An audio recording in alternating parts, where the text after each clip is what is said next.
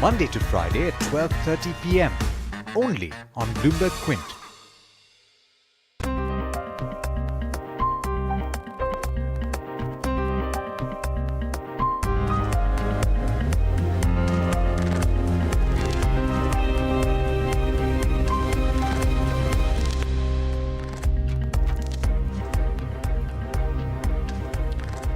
Good morning and welcome to Bloomberg Quint, India's first digital live streaming business news service. I'm Neeraj Shah and you're watching Indian Open. Let's go straight to the headlines. The NCLAT has directed 22 domestic and 133 offshore subsidiaries of IL&FS to service their operational and financial debt obligations. Government plans to divest up to 3% stake in Axis Bank that it holds through SUTI. The offer for sale will be at a discount to the current market prices. State Bank of India finds only one taker for SR Steel loans. Bank of America Merrill Lynch bids for 1,900 crores of the 15,400 crore loans on offer at about 70% of the book value. And three nifty companies, Hindalco, Coal India and Sun Pharma, will report their numbers today. Well, let's take a look at the trade setup for the day. The world markets were flattish. Actually, the Dow was trading in the green for the better part of the trading session. In the final few hours of trade, it came off and ended marginally in the red, about 53 odd points. That's upon an intraday move of 140 points. Wouldn't really bother too many people, just that it signaled a flat close. The point is, while the US markets ended flat for precisely the same reasons, which is the trade conversations between US and China, the European markets actually took optimism from there. So, interestingly, those markets ended well and truly in the green. Donald Trump, of course, has said that he's looking forward to meeting and resolving any kind of issues with Xi Jinping. That is what the White House correspondent stated about 2.5 or 3 hours ago. So there's some positivity. Is it showing in the Asian screen? I don't quite know. Nikkei is up about a couple of percentage points, but idiosyncratic factors, by and large, the other Asian markets point toward a start which could be marginally in the red today. Frankly, for our markets too, in yesterday's session, it was a second day of correction that we saw, and gaseous at the broader end of the spectrum for sure. 0.5% for the Nifty, but look at the mid cap and the small cap performance. The markets ended very, very low, a couple of percentage points lower, and the market breadth was not the best too.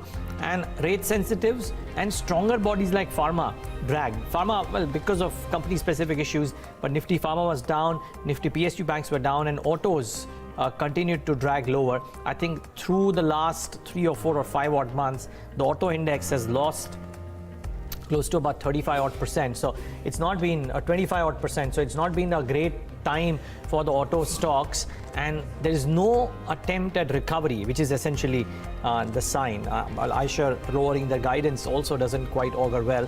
All consumption CV related auto companies are all pulling back, and that is not a good sign for this frequent indicator kind of a sector.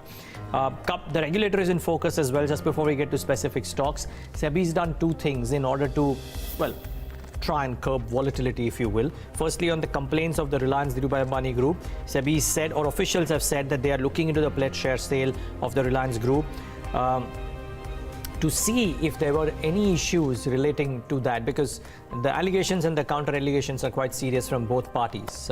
That is one. And two, it is also proposing circuit filters for the F&O segment to curb price volatility. The last few days, with the stocks falling the way they have, at times 25%, index companies like Z, at times companies like Reliance Infrastructure and Reliance Communications falling over 30%, that has prompted the SEBI to float a discussion paper on whether there should be further changes that should be made on the circuit filters for the F&O segment to curb the price volatility.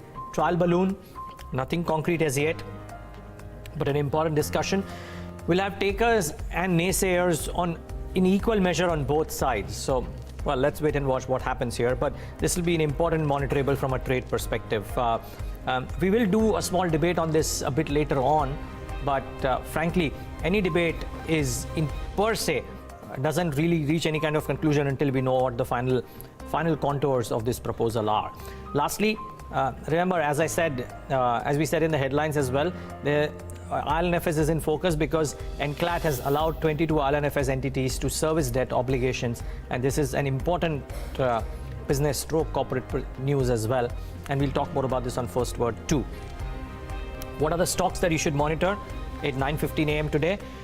Axis Bank, firstly, Suti will sell about 1.98% stake via the OFS route, up to 3% essentially. There is a scope for additional 1%, but 1.98% principal. The floor price is set at 689 rupees per share. There could be some pressure on Axis Bank on open today. Dr. Reddy's coast is clear for them because Indivior's appeal has been rejected. Dr. Reddy's can now launch Suboxone film in the US, and for a stock which was beleaguered in trade yesterday, can this provide that bit of a sentiment relief? We'll see. Could provide. There should be some interesting moves in both of these names because interesting appointments. Spencer Retail and Persistent have two new men at their helm. Persistent because they had to split the post between chairman and MD and CEO. So they've appointed a new guy, and Morgan Stanley says that this new CEO appointment will help strengthen the relationship with IBM. Spencer Retail, it's an ex-Walmart guy, and therefore it'll be interesting to see what happens to this stock too in the session. To the numbers and the valuations, well, you could argue look okay. And then results, PI Industries, it was a strong quarter, net profit up 33%, margins expanded 150 basis points. Let's wait and watch if PI Industries reacts positively today or no. GNFC wasn't the best of quarters, net profit was down 27%, EBITDA was down 81%. There was an inventory loss, of course, which has led to this drag on numbers. Let's see if GNFC has some further correction in the session today.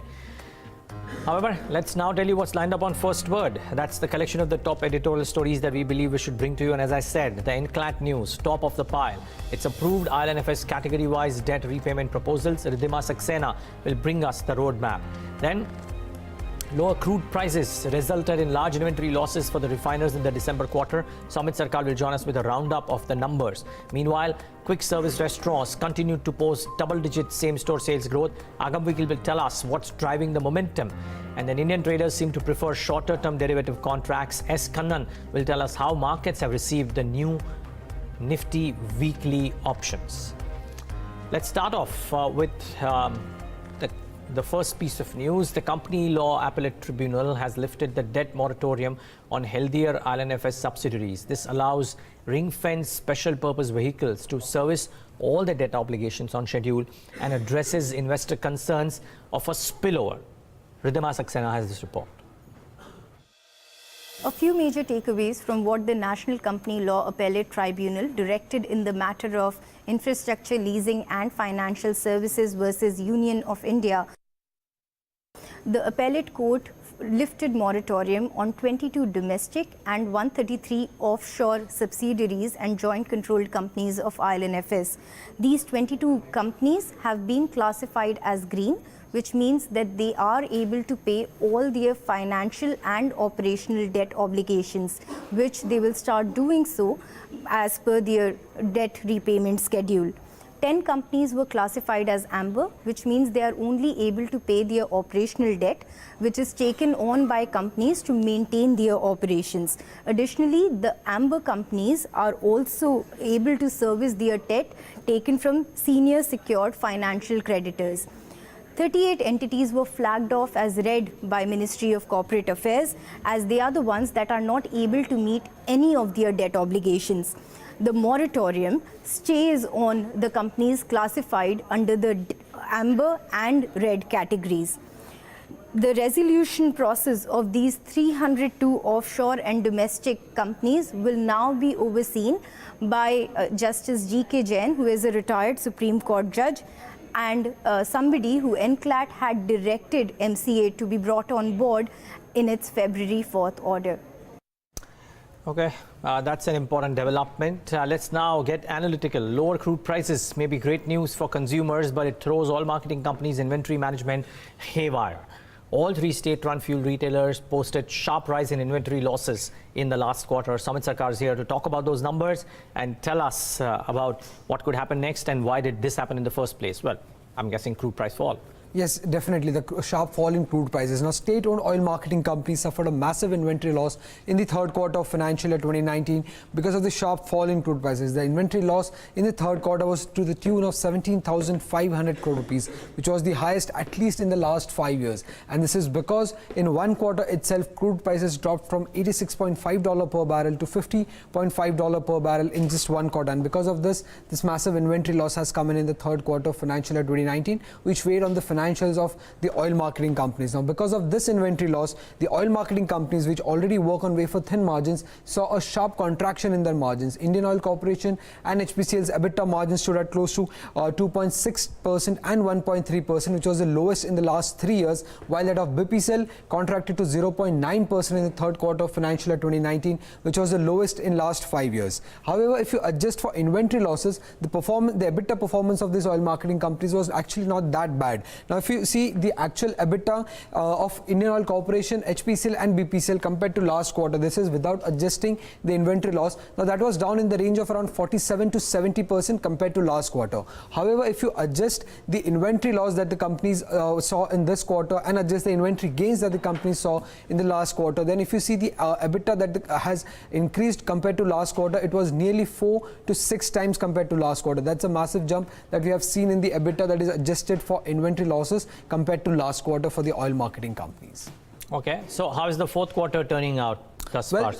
If you see the fourth quarter so far, the oil prices have remained more or less stable, which means that unlike the third quarter, the fourth quarter won't see massive inventory losses for the oil marketing companies. Along with that, the gross marketing margin earned by this oil marketing companies on sale of every liter of petrol and diesel, now that has jumped up to around 6 rupees per liter. For petrol, it is around 6.5, and for diesel, it is around 6.1, which is a massive jump compared to last quarter. And this will definitely benefit all the oil marketing companies, but it will benefit HPCL and BPCL the most because they get most of their EBITDA coming from the sales of this marketing fuels. And if you see, this is a sharp jump that has come in for this for the gross marketing margins that they are earning, and this is likely to pan out throughout the fourth quarter of financial year 2019, because in the first quarter of financial year 2020 we have the elections coming in, and generally we have seen that during elections these marketing margins of the oil marketing companies come down. So this marketing margin will sustain throughout the fourth quarter and definitely benefit the oil marketing companies in this ongoing quarter. But on the negative side, if you see the refining margins, now the Singapore gross refining margin that has come down sharply from the last quarter, and it has been falling. Now in the fourth quarter of financial year 2019 so far, it has averaged around $2.4 per barrel. Now this is the lowest at least in the last 8 years, and because of this, the refining segment of the oil marketing companies, that will be a bit weak compared to the third quarter, which was already weak. So the fourth quarter, the refining segment is expected to be weak, but the marketing segment is expected to outperform because of the sharp rise that we have seen in the gross marketing margin, and also there won't be any inventory loss, massive inventory losses for the oil marketing companies in the ongoing quarter.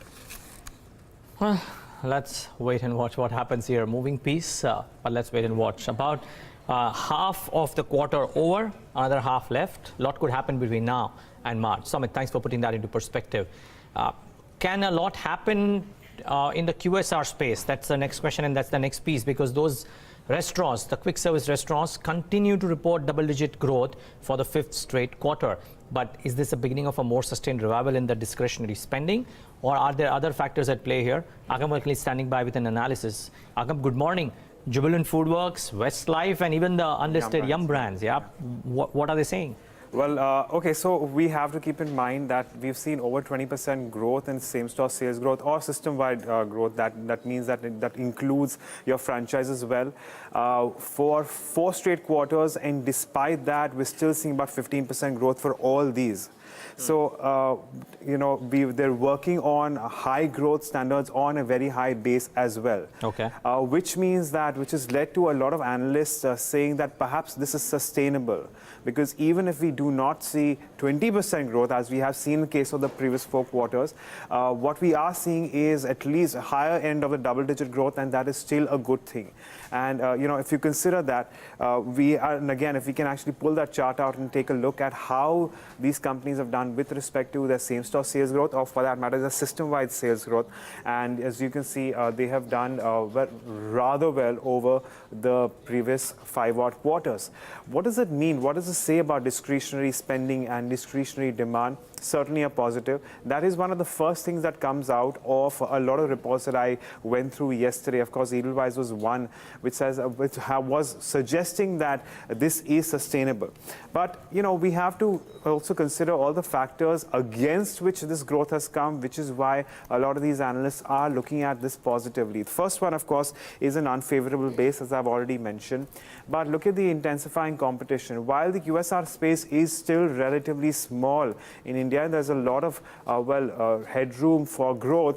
There still is a lot of competition in the urban area, and that perhaps it could be something that could work against the growth for a lot of these companies.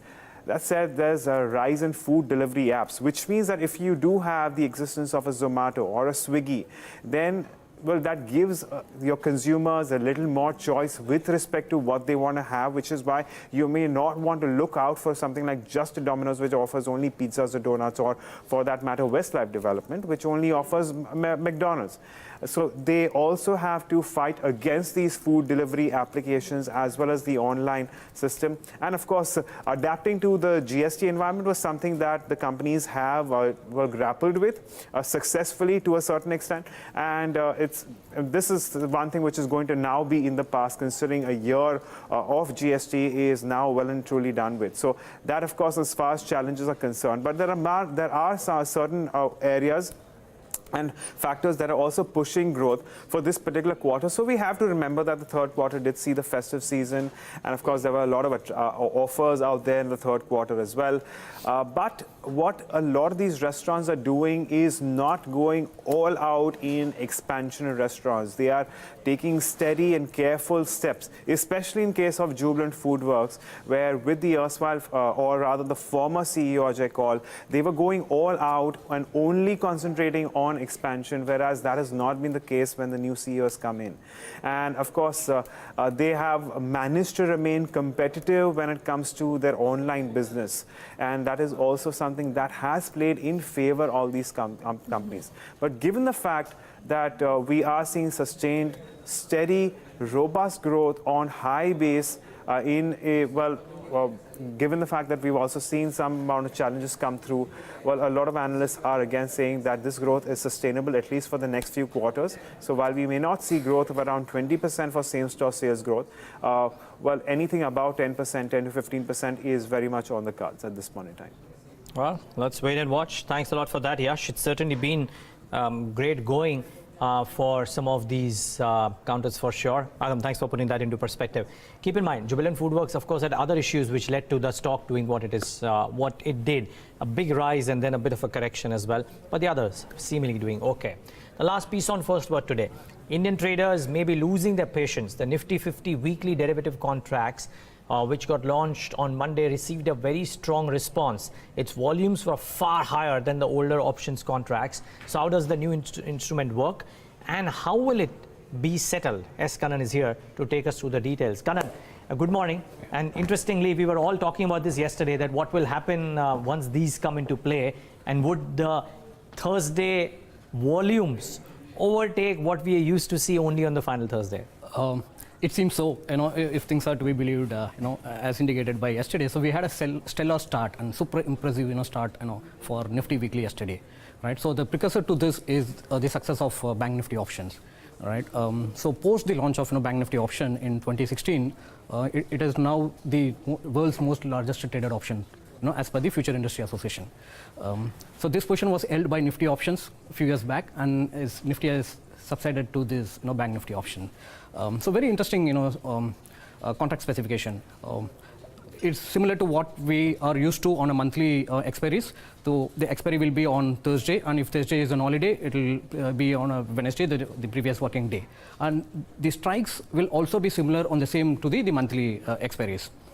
What is also interesting is the existing contracts. So we have 3 monthly options contract and 3 quarterly and 8 semi-annual contract options will still continue to trade, along with the 7 consecutive weekly options which has been launched, excluding the monthly option contract, which also expires on the last Thursday of every month. So that is the contract specification. So the settlement happens as on Thursday as usual. But what is interesting is, like as I said, it's a super impressive stellar start. We compared the weekly volumes with the monthly volumes for the same strike, for a set of 10, 12 strikes, and you can see this strikes like 10, 950 at a 6 times of volume on a weekly when compared to the monthly option. Monthly, okay. Right, and across it, all the 50 strike spacing has a huge volume when compared to the monthly. So we have also seen some players shifting their positions from a monthly to the weekly because the cost of the hedging is quite less when compared to the monthly. Plus, most traders we spoke to also indicated that the 50 stock index is less volatile when compared to the 12 stock bank nifty, right? And also they prefer to play on Nifty weekly for options, while they choose to play a trend following strategies on a bank Nifty. So that is how it is. And if you pull up the weekly also on a cumulative basis, it is quite very impressive. Almost more than 60% of the cumulative volume happened on the weeklies for the strikes that are closer to at the money. Yes. So in both the counts on a relative to the monthly and relative to the cumulative volume, we had a stellar start yesterday. Well, let's wait and watch. This will only develop further, my guess would be. Further, yes. Do you have a chance to converse with any traders, and did they speak about how big the build-up could be as well going ahead? Yeah, so traders are now finding strategies for Nifty weekly on every Thursday, and we need to see how the shift happens from the bank Nifty to the Nifty. But Nifty had a wide participation. As I said, it's a 50 stock index and they were less volatile. Less volatile, and FIS prefers to play on Nifty index rather than the bank Nifty index. Well, let's see what changes it brings about to the overall expiry as well, because now instead of just it happening once a month, it'll happen every week for the Nifty, and as Kannan said, less volatile. And if the starting signs are anything to go by, it is something that will catch the fancy of the players. Kannan, thanks so much for bringing that to us. Well, that's all that we have on First Word for the day today, but lots more lined up for you on Indian Open. We decode the December quarter earnings with a bunch of companies. Adhish Patil of Aarti Drugs, Hiranand Savlani of Astral Poly, and SL Narayanan of the Sun Group. But after this break, a full tilt towards the day's trade. Stay tuned to Bloomberg Quint Live.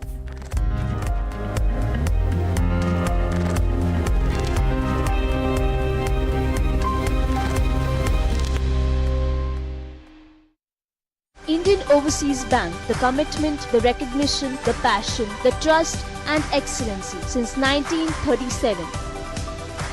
Indian Overseas Bank celebrating 82nd Foundation Day. Good people to grow with. RP Sanjeev Goenka Group, growing legacies. Today we are meeting Royston Abel, theatre director. Royston believes you don't need words to tell stories.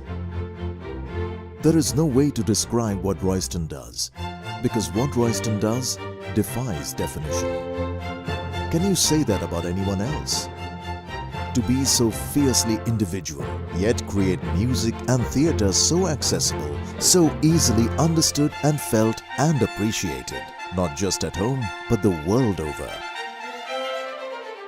When he turned his eye homeward, he created shows that travelled the world, bringing it a glimpse of our culture. The Manganeer Seduction, the Manganeer Classroom, 100 Jammers and the Kitchen.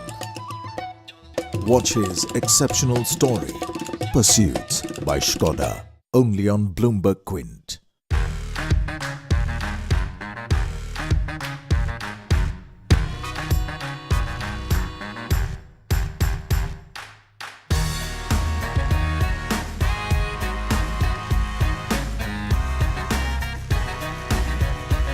Anything and everything about your investments.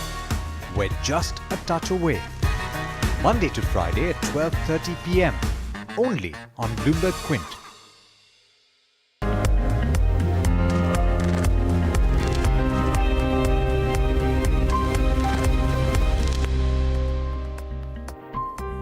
Hello and welcome. You're watching Indian Open right here on Bloomberg Quint Live. A quick look at what Asian markets are doing, and then we come back and discuss what is the open for our markets likely to be. So Asia as a pocket is looking okay. You've got Nikkei, which is up about 2%.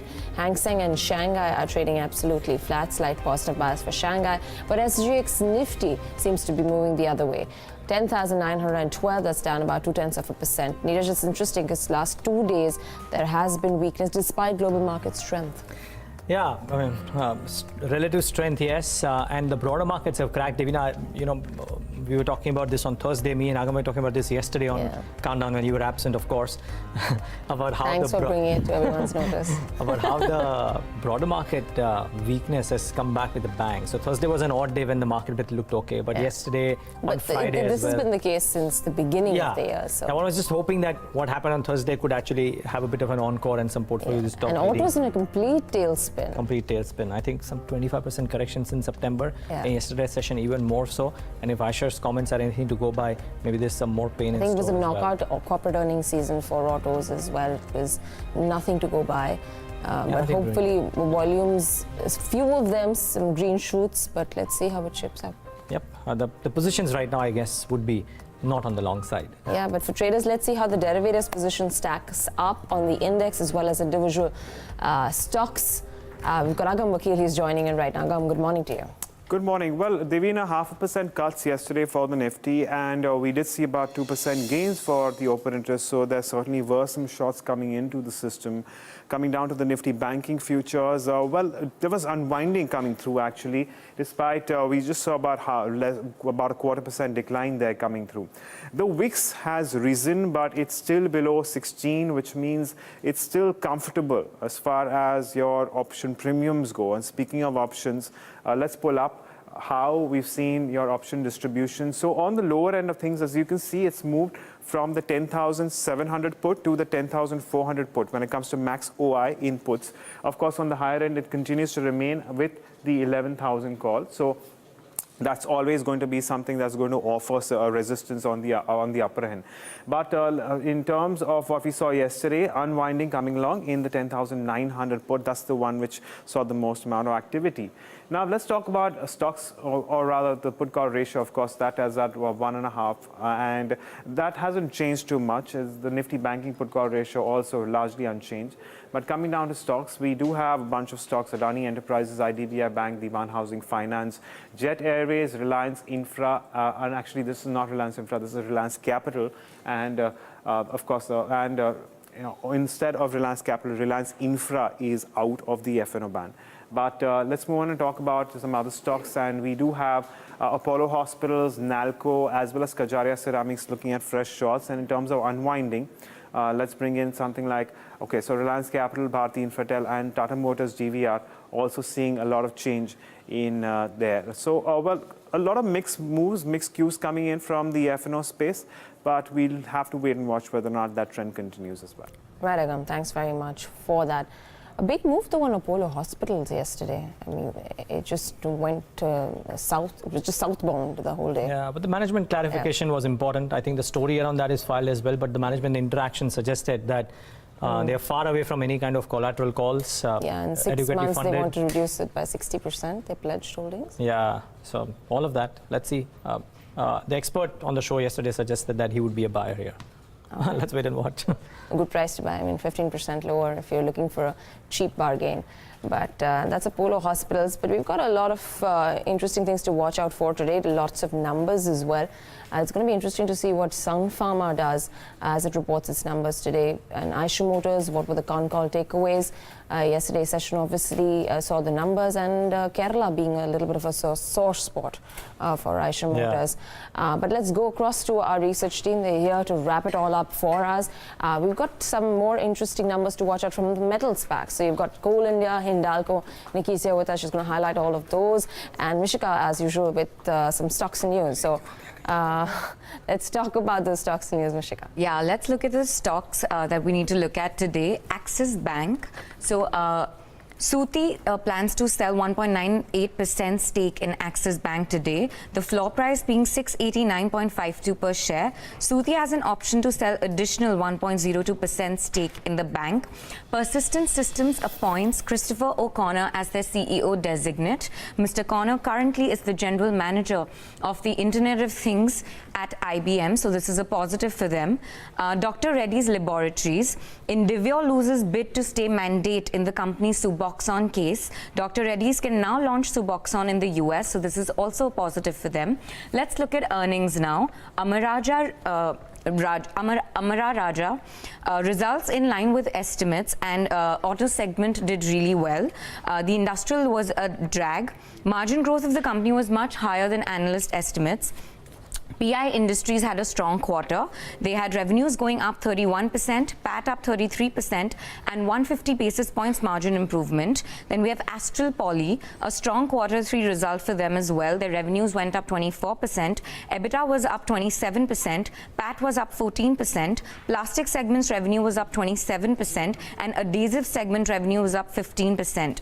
Then we have GNFC. They had a weak set of numbers. Their revenues were down 24%, PAT was down 27%, and EBITDA was down 81%. They had an inventory loss of 61 crores in this current quarter, which affected the financials negatively. Then we have Andhra Bank and Corporation Bank. The net interest income was muted, but asset quality improves marginally for both banks. All right, Mishika, thanks very much for that. Eicher Motors, Yatin, the numbers we all know. What did the management say? So the management, has been talking about the demand trends. Of course, most of them asked about how really does the demand stack up. So they spoke specifically about the Kerala markets, which have not recovered post the floods. So they are losing a couple of thousand units in terms of volumes from that market. However, in pockets like UP and other neighboring states, the momentum still continues in terms of demand. The management, however, feels that the recent hike in prices due to insurance costs as well as commodity cost has impacted the demand adversely. But they do expect that in the coming months with the new product launches and probably with the sentiment improving, demand could return. They're adjusting their production in order to maintain lean inventory. Currently, the inventory for Eicher Motors, according to the management, stands at 30 to 35 days with the dealerships. And not only that, they do believe that Royal Enfield does have good resale prices, which will probably help customers upgrade their overall bike to probably a 650cc from 350cc. We have brokerages also wherein CLSA maintains outperformed. They have hiked the target price of the company by nearly 1,500 rupees to a level of 2,300 rupees. We also have Macquarie, which maintains outperformed. The target price is 24,000. Here they believe that they expect Royal Enfield sales to pick up. Not only that, the structural demand remains intact for the company. And Jeffries, however, has cut the target price to 23,700 from earlier target price of 27,000. They have cut the EPS estimates also for FY19 to FY21 period by 2 to 10% respectively. And despite the near-term headwinds, Jeffries believes that there is strong medium to long-term prospects as far as Royal Enfield is concerned. All right, that's an Eicher Motors. We'll see how that stock reacts today. Sun Pharma? Yeah, so last pharma company to come out with numbers, 11% top line growth, 11% EBITDA growth is something that we're anticipating. So that means margins will stay stable at close to 21.8%. Because of a low base last time around, the profit growth will be almost 170% this time around. Taro, which is their subsidiary, the US subsidiary, they came out with strong set of numbers, but that has already been factored in. So expect that the US numbers will be good. US numbers ex Taro, we are seeing close to a 10% growth that will come in on a year-on-year basis and 3 to 4% growth on a YOY basis, which means that will come in close to $180 million. They've ramped up in Illumina. That is something that will help them as far as the specialty business is concerned. And the other US subsidiary, DUSA, it will be a seasonally better quarter for them this time around. India business, we are seeing a growth of almost 10% for them this time around. But margins will be pressure because of the high R&D spends that the company is doing for their specialty business. All right, that's in Sun Pharma. We'll be watching out for those numbers today. And Nikki, Hindalco and Coal India today. Let's start off with Hindalco first. Yeah, so excluding Utkal numbers, we're not really looking at a good quarter, a flattish quarter on operational front coming in for Hindalco. Top line, we were estimating a 14% growth out there. EBITDA performance, as I just mentioned, is expected to be flattish, 3.5% downtick, 1,250 odd crore. They're around the numbers just on standalone. This doesn't include Utkal. Utkal, we can expect another 300-400 crore coming in this quarter. Margins are expected to be flattish around that 10% kind of level. Profitability is seen inching up a tad bit by 8% year-on-year basis. In terms of volume, well, the volumes are flattish for aluminium both on year-on-year basis and sequential basis. Number of 328 KT is what we need to keep an eye out on. Copper volumes, they are expected to slide year-on-year basis, but then the recovery is expected to come in on sequential basis, on account of which we would see a good performance coming in from the copper division, at least on the EBITDA front sequentially. Now, higher aluminum EBITDA is mainly expected to shore up or aid the operational performance of the company. This is despite the fact that the prices have remained low and the volumes have remained flattish. That's mainly on account of the hedges which have been created at higher prices, and cost of production, mainly alumina on YOY basis, has remained flattish for the company, which in turn would percolate well down on the earnings of the company. Key things that we like to keep an eye out will be the higher alumina prices and the cost of production. Along with that, we'll also look at the recovery in copper division. Also, in terms of Coal India, the numbers that we're estimating, good set of numbers. It's the realization, specifically the FSA realization, which is expected to aid the operational performance. Revenue up 15%. EBITDA, we're expecting a 5,000 crore kind of a number. Margin is expected to remain stable around that 21% mark. And dispatches, as the company has reported, it's a 12% growth sequentially and flattish year-on-year basis. In terms of the rationale, what we understand, why has the company expected to show a good show, at least a 9% uptake, particularly coming in from e-auction realizations. However, higher mining cost may to an extent impact the operational performance of the company. Key things that we like to keep an eye out would be the e-auction volumes and the realization, global iron ore prices, and the production and sales guidance going forward. Well, thanks all of you for getting us all those updates. Lots of stocks in news, and we'll be discussing them with our guests in just moments from now. But just before we do that, just a couple of stocks that essentially yesterday's newsmakers, but could have some bit of bearing and movement in today's session as well. Eicher Motors would be interesting, Devina, simply because it's a company that a lot of long-term investors believe is a structural story with a temporary blip, giving you a chance to buy it at valuations that you always wanted to buy it at. But, well, there are certain issues that are cropping up. They are lowering the guidance as well. Yeah. And there is competition that is coming up. I mean, even though you may scoff at how the volumes of Java would be versus what the volumes of RE would be, there's no denying the fact that others at some point of time will catch up, and therefore the juggernaut called Royal Enfield will cool off. Now, does the commercial engines fuel that gap? Yeah, precisely the question. Difficult one to answer right now. But 20,753, it's not a terribly expensive stock, but certainly not terribly cheap either. Yeah, and I think this inventory level has been a problem in the two-wheeler space per se. We spoke to the chief at FARA, and he highlighted the issues with regards to the two-wheeler space, particularly being a little bit more heavy on inventory, from 30 to 35 days, even to a point where one of the companies has an inventory of about 60 to 65 days, which is a little bit of a backlog for them. So unless they get that pipe rolling and that cycle starts to churn, it's probably going to be subdued on the new orders that are coming in from distributors. But we'll have to, two-wheelers. We'll have to wait and watch. Mayuresh Joshi, fund manager at Angel Broking, is joining us on the show right now. Mayuresh, good morning to you. And since we were talking about Eicher Motors, just dwelling on that and your views. Morning, Devina. So I think if you go by the numbers, I think numbers were expected to be a little bit soft because the kind of fall in volumes that we had witnessed for the quarter gone by, I think was going to be evident both in terms of top line, in terms of how the margins were expected to fare, more or less because of also a lot of costs related to the new launches. Input costs also had moved up. So I think there was expectation that margins would come below 30-odd%.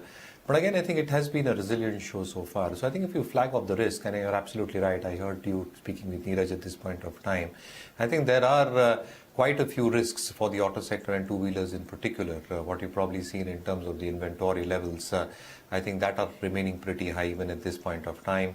Demand still remains extremely subdued and patchy.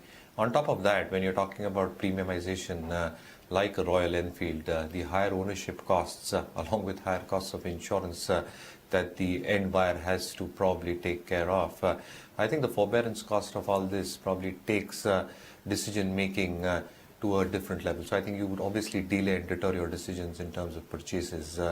What probably happens going forward, again, I think the kind of expectations that one has specifically in terms of the new two launches in the 650cc variant, the Interceptor and the Continental GT.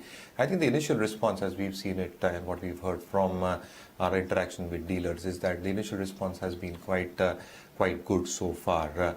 Now, with price hikes actually taken, and expectations of volumes normalizing over the next few months, I think the monthly sales data is going to be a turning point for Eicher Motors. So if there is a consistent trend upwards from the reported numbers over the next few months, I think normalizations should start taking place.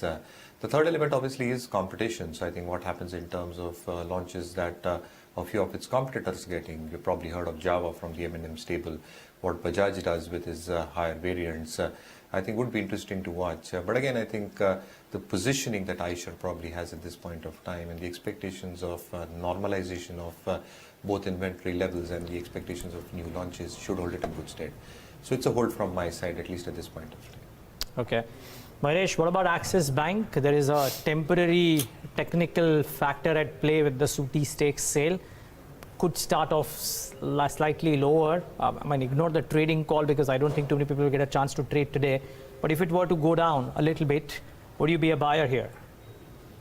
So we're definitely holding on to our guns, Neeraj, at Axis and in Axis Bank. Again, I think a large element in terms of how the financial performance has been. I think it has been quite extraordinary over the last few quarters. So the entire turnaround that we've probably seen in retail corporate banks, including Axis Bank, I think the asset quality pressures have started coming down significantly. The provisioning that they've done, both in terms of the NCLT cases and otherwise, I think are at very reasonable levels at this point of time. The third element in terms of recognition of their watch list and what they've probably done, both in terms of elevated provisioning and getting down their watch lists to absolutely manageable levels, I think that instills confidence in terms of the growth that this bank can achieve. And fourth, I think the de-risking model itself. So the retail advances growth have been quite stellar over the past few quarters. And again, I think if you look at the non-interest income component, the retail again forms a lion's share out there as well. So I think the de-risking model, the expectations of credit costs are peaking off and coming down significantly. Tier ratio, specifically CET1, remains at a very comfortable level, which means the kind of balance sheet expansion that you're probably looking at and the levers required for the same stay in place for Axis Bank to probably generate the ROA and ROEs that have been missing over the last 2 years. So they've seen a steady growth on all these parameters, and that itself gives us confidence that ROEs will be achievable. A new management is probably in place at this point of time, which will also instill confidence from a shareholder perspective, which will enhance shareholder value over the next few years. So as credit growth starts growing, I think Axis Bank, along with the other retail-oriented banks, are in a very good position to probably drive growth in excess of what the growth for the industry will be. Valuations, one might argue, might be a little bit on the higher side, but hey, I think this is one bank which is probably giving you the right growth triggers at this point of time. So yes, I think for the technical adjustments, I think leave that aside, but anybody holding on should continue holding. A clear disclaimer, we hold this stock in our funds. Do you hold any metal counters, Mayuresh? One important number coming out today that everyone's going to be watching out for is Hindalco and how they do this quarter. So again, Devin, I think metal stroke commodities is a very cyclical business. So I think you need to play the cycles correctly and to correctly identify the cycles. I think I'm not an expert at that.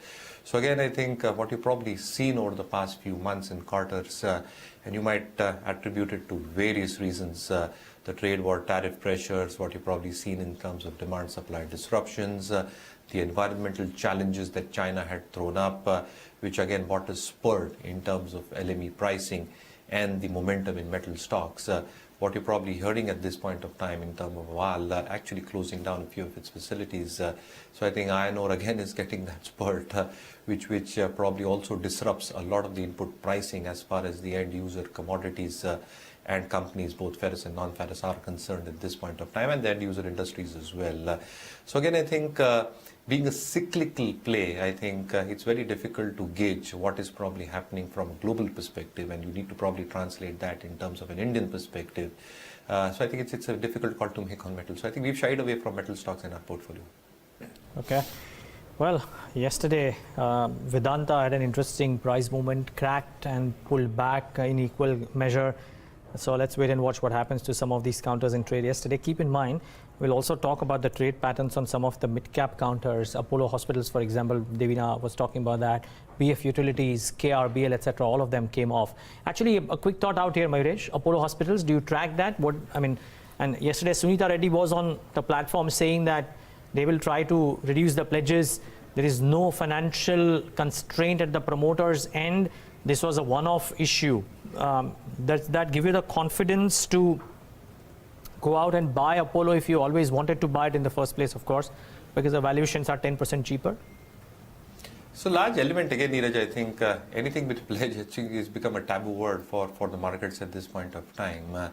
So if you look at the financials and if you probably look at a deep dwelling in terms of the balance sheet dynamics as well, I think what the management is trying to put forth, yes, I think pledge was a concern and an overhead for the stock, at least in yesterday's trade. But again, I think the capex that they were doing, I think the management has put forth very categorically that they will probably go a little bit slow in terms of capex. Because as you put on capex for an industry like this, you need to give it time in terms of a gestation period when they will start breaking even. So all the new hospitals that Apollo had invested in over the past few years, that is now fructifying and bearing results at this point of time. So at least at the EBITDA level and even on the bottom line for a few of the hospitals, I think you are seeing some traction come through. Similarly is the pharmacy end of their business. I think if you look at the aging of their stores, the old stores probably do very, very well as they mature, but the new stores still take time in terms of both the margin profile as well as the performance that is required in terms of generating bottom line growth. The third element obviously is the key parameters that hospitals as a business generate. So I think within the organized players, it does hold a very commendable position. What it probably does, both in terms of an average revenue per operating bed, I think it's quite commendable at this point of time. If you look at their turnovers, I think they are commendable as well. So the average length of stay is quite reasonable in my opinion as far as hospital as a standard is concerned. But the fourth element obviously is also going to be the High Court case, which results will hinge on how the overall performance will be. So yes, I think there are a lot of moving parts needed for Apollo Hospitals at this point of time. So my opinion is let it settle down over the next few weeks. And then I think if it corrects, I think that becomes a better entry point. All right, that's a fundamental call on Apollo Hospitals. Let's get in our technical experts to see whether or not there's a trading opportunity on any of these stocks. Hadrien Mendonca, IIFL, he's a technical analyst. He's joining us on the show. Along with him, Amit Harchekar, director at Index Genius Investment Advisors, is also there. Hadrien, I'll start off with you. First off, let's take a quick call on the index, on the Nifty, the Bank Nifty, if at all there are any sort of trades open there. Yeah, hi, good morning. The way we saw a breakout above the 11,000 levels in the previous week, the ascending triangle breakout that we spoke about is actually turning out to be a false one. Now, the 3 consecutive days of fall that we saw on the Nifty, Bank Nifty, what we're seeing is Nifty is actually approaching its very crucial confluence of support levels, I can say, around the 10,800 levels. So 10,800 is the 50 DMA and also the 100 DMA. 10,800 is also the rising trend line of the overall ascending triangle that we just spoke about. So I think this confluence of 10,800 support levels is going to play as a very important role, and we are, I think, very close to those levels. So we are actually approaching a crucial support level where we could see some kind of meaningful bounce back. Now, what a bounce from 10,800 would mean is that the rising trend line is actually still intact. So that would be a positive development. It's something that I'm looking forward towards. So 10,800 and below would be a bad crackdown for the Nifty. Now, what's more important and something more difficult times for the mid caps and the small caps is currently is that we are seeing a structural kind of a breakdown on both these broader market indices, which is not a good sign because we could see much more pain in the mid cap index and the small cap index going forward. If you remember, September 2018 was such crackdown that we saw in the mid cap and small cap index. It is a similar kind of a structure that is running the cycle back again. So if this cycle breaks down and if this cycle sustains on the downside, I think there is much more pain for the mid caps and small caps. So I think it's going to be a little more difficult even in the coming few months to make any returns from these broader market stocks. So it's better to be a little more cautious on the broader market stocks rather than the larger caps. So it is better to stick with the large caps rather than going on the mid and small caps. Sure, got that. Amit, your take on the index? Well, I have a very positive view on markets, especially on Nifty, not on the broader markets. For one reason, if we see MSCI index ETF, which is denominated in dollar terms, that has given a breakout after 1.5 months of consolidation from an symmetrical triangle. And we believe that breakout should transform into an up move of about around 5% in the dollar terms in the near term. Now, if you try to analyze markets from a broader perspective, the best index to gauge the strength of the broader markets would be Nifty 50 equal weighted index. In this index, all stocks have an equal weight, and if you see that index is right now trading at a support of multiple levels. So we are expecting that index to rally up by around 7 to 8%. So overall broader indices which were laggard, that could give a bounce, especially I'm talking about Nifty. The stocks like Vedanta, Tata Steel, they are poised for a rebound of at least 5% in the near term. So from a derivative perspective, the FI's buying price in the Nifty future, that stands at around 10,830 to 40. So unless that levels are broken with high volumes, we do expect the trend to remain with a positive bias. Plus, a broader indices chart like Nifty equal weighted index, that is projecting a move of at least 6%. So in the short term, we would be quite positive on markets. Stop loss would be at around 10,750, and we are expecting in 1 or 2 weeks this market should settle well above 11,250, 300. Okay, let's try and nail it down to specific stocks before we get to our technical experts. Time for our special segment, Bloomberg Edge, wherein Yash Upadhyay tells us about a pattern that the Bloomberg terminal has thrown up on a stock. Yash, what's the stock on your radar today? Morning, Neeraj. So we are tracking Ujjivan Financial on the charts, and yet again we are using the proprietary Bloomberg indicator, which is the fear and greed indicator, and that has suggested a sell call coming on the stock. Let's first try and understand how the fear and greed indicator works.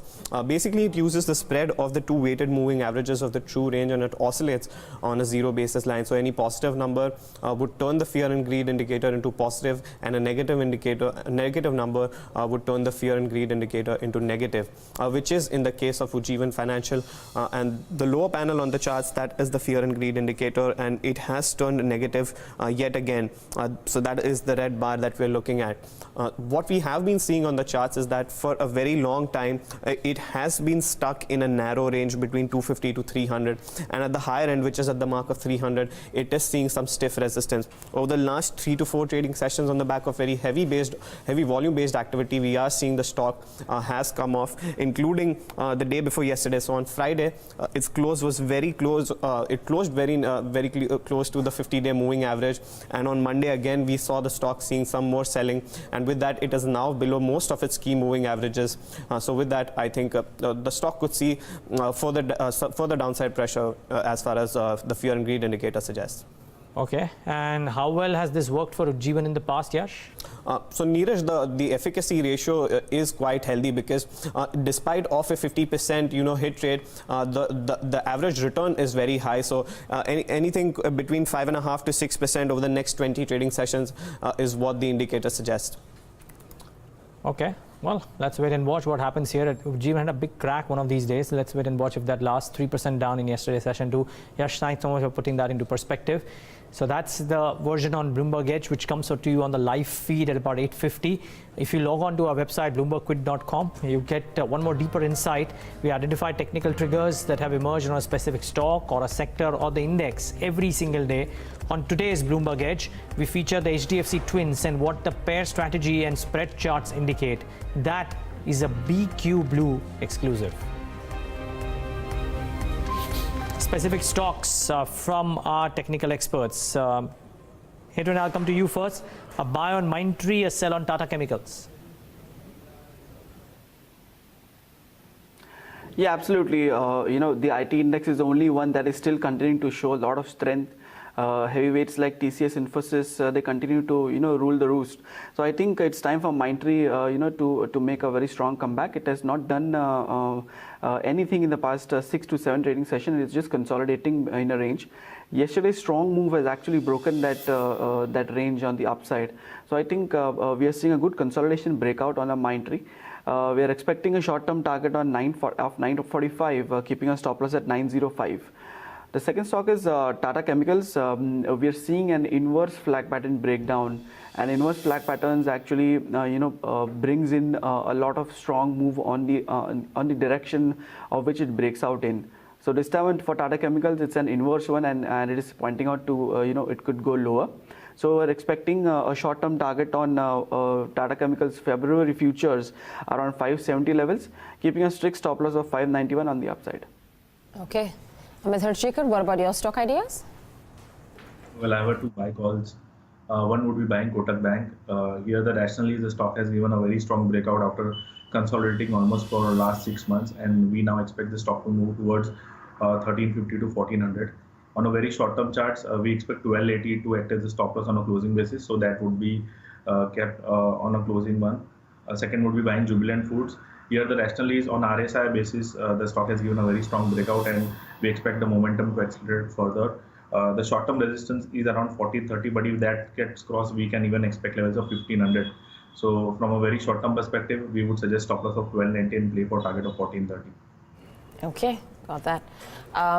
Mayuresh, I want to come, since we've spoken about autos as a pocket and we highlighted Eicher Motors, I just want to get to the ancillary space as well, which has been going through a slight bit of a turbulent time because of the dwindling volumes itself on the main two-wheeler and four-wheeler front. Does it look like the pressure will continue, or the replacement market is good enough to support growth for some time? So, Devina, I think one really has to be a little bit more sanguine in terms of how the auto anchs are expected to perform as well. So, if the domestic OEM industry is obviously going through a patchy time, I think the ancillary makers are also going to witness some amount of pressure coming in from the OEM market itself. I think you're right. What probably offsets a little bit of pain from the OEM side, both in terms of price hikes not being able to be taken because of input cost increases, is the replacement market. So yes, I think what probably happens in the replacement market, both from a price hike perspective, also drive realization.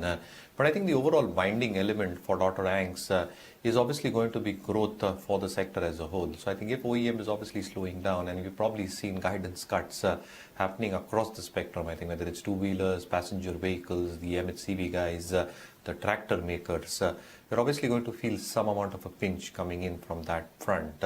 So that obviously puts pressure on the operating margins, which obviously reflects on the bottom line as well.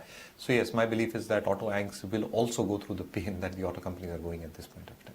What about the results that have come out yesterday? Mayuresh, what did you make of PI Industries or Astral Poly? No, not tracking that very closely, Neeraj, so sorry. GNFC?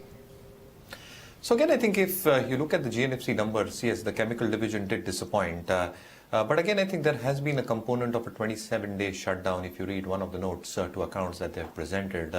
So I think that would be one of the factors for the drop in numbers that you're probably speaking on the chemicals front. I think what you're probably speaking when you're talking about GNFC as a group, I think the other elements apart from TDI are actually holding up pretty well. So when you're talking about the aniline part of the business, the methanol part of the business, the methyl acetate part of the business, I think that parts of the businesses are holding up both in terms of realizations as well as the expected volumes to go through. I think the TDI, which is a major component which drives and which has driven the profitability for the group as a whole, I think those prices have come down. So I think as those prices stabilize and start moving higher over the next few quarters, albeit with the condition that China's demand probably starts recovering, and GNFC probably still has a huge say as far as the TDI operations are concerned, not just in India, but the overall Southeast Asian operations as well. Yes, there's a plant coming up in China as well, but still I think the utilization levels should be quite reasonable.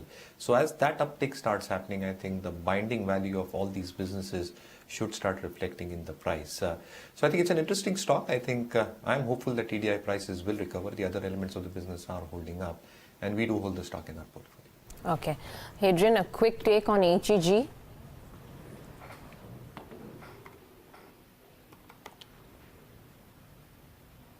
Hadrien? Yeah, it is a stock that one should not actually consider getting into. Yes, HEG after the strong move that we saw in the 2 weeks back, I think it is once again turning around.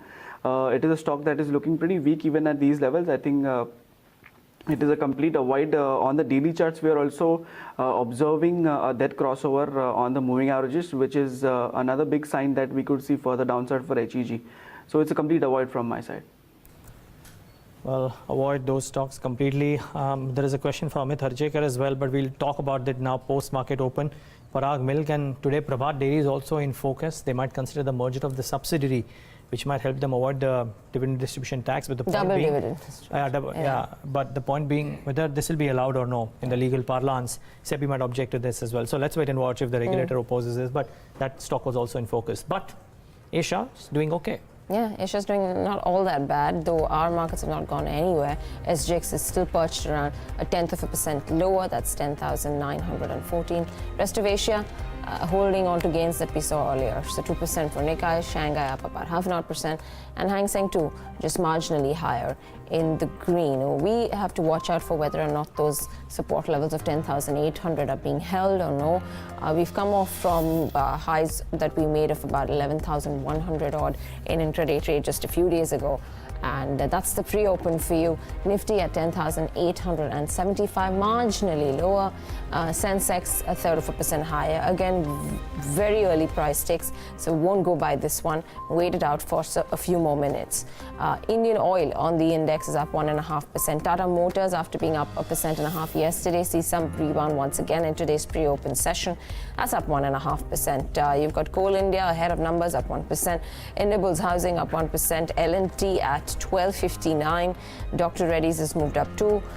You've got a Bajaj Auto, SBI at 282. Bajaj Finserv up 0.5%. Z has moved up almost 1%, and Bharti Airtel, that does okay for itself, up about 1% in trade.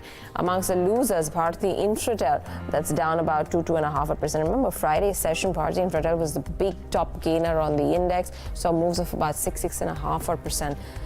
So you'll probably see some profit taking maybe in a day or two. IndusInd Bank's down 1.7%. Axis Bank low by about 1.5%. Yes Bank at 171. Eicher Motors looking weak, about 0.5%. JSW Steel and Reliance Industries at 12.49. For the currency, no major move, absolutely flat, slight marginal strength coming there. 71.16 is where it's trading at. And for the bond market, we look like we're back to those pre-budget levels of 7.35. Yeah, the yields have gone up yet again. By the way, Jet Airways looks like starting off weak, so it's back down to 200. Keep that at the back of your mind. It's an active stock, will move around a bit, but do watch out for that one. Pull up GNFC and see if that is reacting to the numbers. As also, so 3% lower. Astral Poly and PI Industries, good numbers. Let's see if they are reacting to those. And then a couple of losers from yesterday's session. This is Astral Poly up about 2.5%. PI Industries about 1.5%. Apollo Hospitals, which cracked about 10% yesterday. Let's see what's happening here. Well, marginally higher. KRBL is the other one. And let's see after that crack in trade yesterday, is it succumbing to some selling pressure? Maybe not so much right now. We'll wait and watch if this reacts more. And BF Utilities had a big crack in trade yesterday. Let's see what happens in the session today. Well, nothing too dramatic as of now. Nalco is showing this unnatural 8% uptick. I think let's give these rates a chance to settle down before we talk any further about these. Okay, Amit Harchekar, a query for you that's come in on the milk companies and Parag Milk. You seemingly were bullish on this some time back. What's the call now? Well, I think the stock is into a recovery zone. We expect this rally to extend towards 219 to 220, but not beyond that. It's a bear market pullback, which should not retrace beyond 23.6%. So on a short-term basis, 224 should be the target. And right, if anyone is holding long position, the stop loss should be at 202 on a closing basis. Hadrien, Mendonca, anything in the PSU banking lot that looks good for a trade? SBI, Punjab National Bank, any of the smaller names? Yeah, Indian Bank is looking weak. In fact, it is another victim of a structural breakdown on the daily charts. I think Indian Bank is all set to move further lower from here on. So, in terms of trade, one can consider short selling Indian Bank February futures. We're expecting a short-term target of 194 on the downside and keeping a stop loss of 204.5. Okay, got that. That's Indian Bank for you. Aside from that, the NBFC pocket, and I'm talking about the gold financing companies, whether or not, Mayuresh, would you be an investor here? We've been talking about growth prospects being relatively sanguine compared to the rest of the NBFC pocket. Would you be an investor? So we are invested in this pocket as well, Devina. And again, I think the large premise that we are banking on is the growth that they will be able to deliver in spite of the liquidity crisis that the NBFC universe has witnessed. The second element obviously is the kind of cash flow mismatches that probably is absent, specifically in the gold financing business, because the LTVs, they protect them. Second, I think the tenors are pretty short term in duration. So I think it's a 4 or 5 month tenor that you're probably looking at, even lesser for a few cases. The third element is obviously the asset quality pressures, and they are coming off significantly for these players. The fourth element obviously becomes the diversification. So if you're really looking at the non-gold AUM growth for the listed players, I think they are probably diversifying in the right manner. And even there, I think the asset quality pressures are not that stark. The fifth element obviously is their capital adequacy, which remains extremely solid at this point of time, which is going to be very, very supportive for balance sheet growth. The sixth element obviously is going to be how they probably stack up compared to a lot of their other peers. And compared on all these parameters, I think the growth, both in terms of how NIIs will move, the cost of funds have obviously moved higher, but I think it's an easy pass-through for businesses like this. So I think the NIMs and spreads will be least impacted. They might, but I think only marginally in my opinion. And fifth, because of all these parameters, I think the ROAs and ROEs that they report remain extremely resilient and strong. So I think the entire diversification exercise, the asset quality pressures coming off, the capital adequacy remaining strong, and the recent RBI guidelines in terms of the risk weights, I think that again is a huge positive for these stocks. So yes, I think remain very, very constructive in this space over the longer term. Hadrien, Mendonca, would you trade the ADAG stocks at all?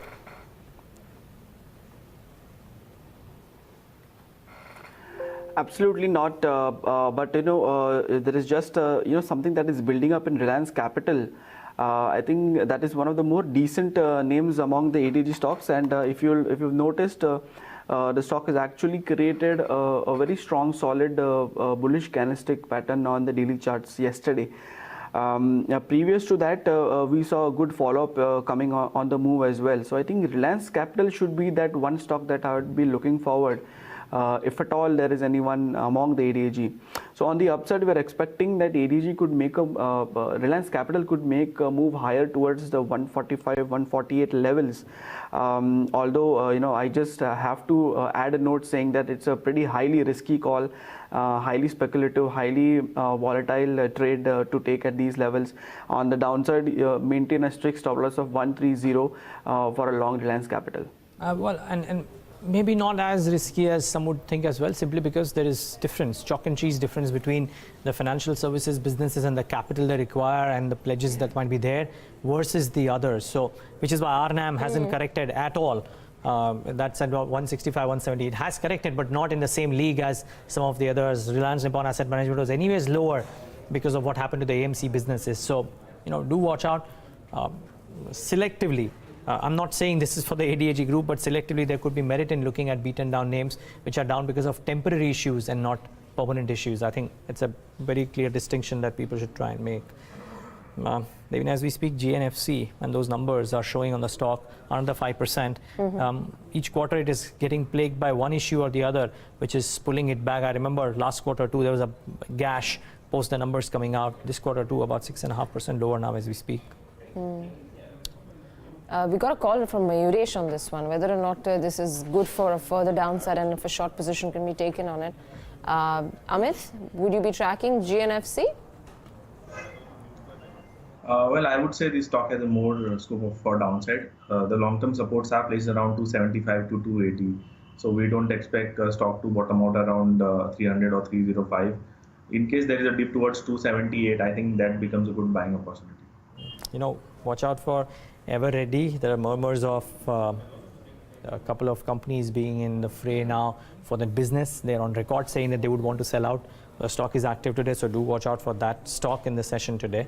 And from a trade perspective, Jet Airways at 204 for all the talks of the deal, and then 250, 270, 280. It's now down to 204 yet again. Flights getting grounded, cancelled because of other issues as well, including the runways. But 204. So the trades have been seriously and furiously unwound. Yeah, that's an interesting one. News flow keeps coming in on occasions, and then you see the stock price reacting to that kind of news flow, but then it goes back into a limbo, then there's nothing happening for a few days till another piece of information comes in. Some more news trickles in, and then the stock starts to move. But that's Jet Airways for you. We're just minutes away from the market opening, and let's tell you all that you need to know to stay ahead in trade. In order to curb the price volatility and futures and options segment, market regulator SEBI has proposed a circuit filter for stocks. The NCLAT has directed 22 domestic and 133 offshore subsidiaries of IL&FS to service their operational and financial debt obligations. The government will launch an offer for sale to divest up to 3% stake in Axis Bank that it holds through the Suti route. The sale will be done at a discount to the current market price. I think it's 1.98%. Yes, in earnings today, three nifty companies, Hindalco, Coal India and Sun Pharma, will be reporting the third quarter numbers today. In earnings reported post-market hours yesterday, PI Industries and Astral Poly posted strong numbers, while Andhra Bank and Corporation Bank posted muted net interest income growth. And Persistent Systems appoints Christopher O'Connor as CEO designate. O'Connor has led the Internet of Things business at IBM and served as general manager, head of sales and head of all software R&D at his time at IBM. Morgan Stanley believes this should only strengthen the relationship that Persistence had with IBM. So watch out for this one. Actually, there's a new man at the helm for Spencer Retail as well. Ex-Walmart employee now heading the business at Spencer Retail. So that's the other one to watch out for. Both these companies came out with numbers incidentally yesterday, Spencer as well as CAC Ventures. CAC Ventures left a bit to be desired. In the run-up to the results, had gone up 5% almost every single day. But in today's session, a bit subdued after the numbers have come out, and they're not too impressive for both of these split CAC companies. Right. Mayuresh, what's your sense now? I mean, we've got a lot of companies with, fresh blood at the helm, be it from the banking space and now, within IT as well. Do you think things will change materially? So it's going to be a gradual recovery, I think. To expect things to change over the short term is going to be a little bit difficult.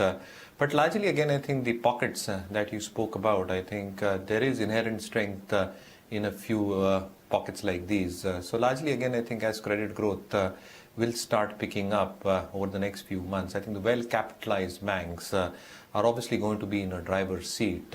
What it also does for the system as a whole is that with recognition largely happening on their balance sheets and credit growth improving at a faster clip on a year-on-year comparison basis, I think because of the base and the expectations in terms of lower credit costs and lower provisioning, I think that does provide a fillip to the book values that a few of these banks do carry on a forward basis. Similarly, I think for the IT sector as a whole, I think when you're probably talking about the digital component, I think a large element has actually come through in terms of order wins. The second element obviously is execution, and a lot of companies are executing it pretty well. So I think attrition for a few companies still remains at elevated levels. But as all these parameters start moving together, digital component moving higher, execution starts improving, utilization moves higher. And again, I think the outside component on how the rupee movement will be against the dollar acts either as a tailwind or a headwind, as the case may be. I think that's something that is beyond IT companies' perspective, apart from the hedging that they do. So I think being selective here as well. So I think the investments that we probably hold within the IT space obviously are Infosys within the large caps, and we do like nuclear software within the mid-cap IT space. So, well, do watch out for these names as well. I think the preference is veering towards the large caps for sure. Mayuresh, just quick 50 seconds, very quick thoughts. Everready Industries, would you buy into this company because somebody else will definitely bid for it? It's on the block. I think let it come through, Neeraj. I think the more fundamental aspect is to look at what kind of values are getting ascribed, and then we'll probably have a better say in terms of the overall valuations for the group as a whole. So let's see what actually comes through on paper at the point of time. Okay, and watch out for Axis Bank. Remember, there will be a deal. Watch out for Dr. Reddy's. It's not really reacted too much to this individual news, but that was anticipated. So those are the two large caps that you should monitor in the session today. But Axis Bank in particular, 701 currently. The Suti stake sale might, the OFS rather, will happen today. Tomorrow open for retail investors. It's through the OFS route. So let's see if there is a price reaction that comes in because the base price for Suti stake is at about 689 or thereabouts. So do watch out for this one as well. But less than a minute to go. Let's take the top trading calls from our technical experts. Amit, Harchekar, to you first. Your top call for the day today. Well, I am expecting a good rebound in Nifty Commodity Index, and that's why I would prefer buying Tata Steel with a stop of 465. We are expecting a stock to rebound towards 495 in the coming days. All right. Hadrien, what about your top call? Yeah, I'll go with the sell Ambuja Cement February futures. We are seeing a rising wedge pattern breakdown, and we are expecting a short-term target of 200, keeping a stop loss at 212. Okay. Gentlemen, all of you, thank you so much for taking the time out and being with us today and giving us your thoughts. Really appreciate your time today.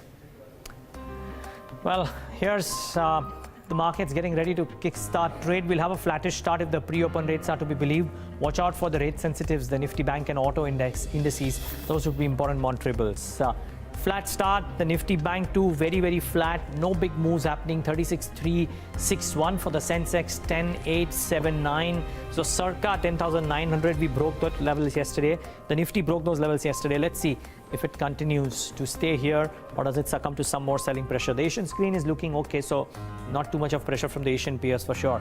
The mid caps and the small caps, which again had a deep crack yesterday, for now starting off flat. But frankly, these levels have ceased to be important on open. What the indices do buy during the course of the day is completely different from how they start off. Let's get to the heat map and let's just see what's happening there.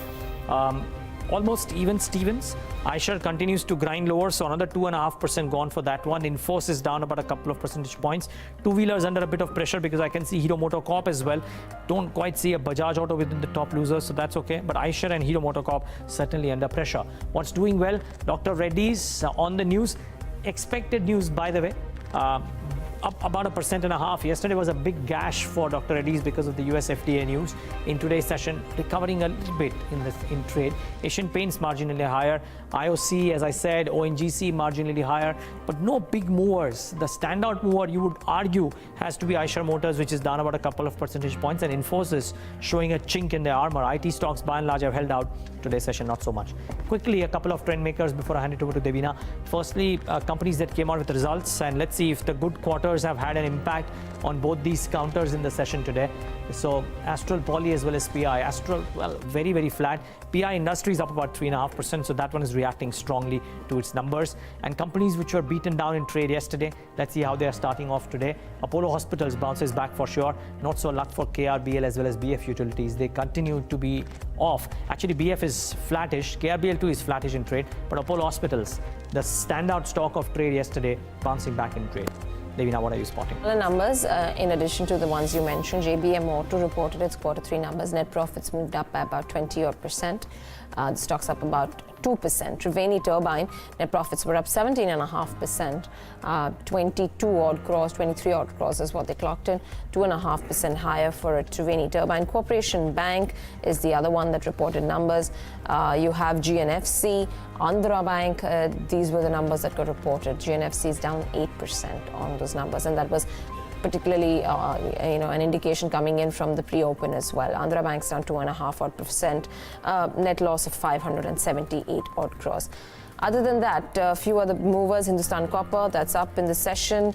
You've got Dilip Buildcon, 3.5% higher. Rain Industries, 2.8% higher. Everready, we just spoke about it being on the block. Stocks about 2.5%.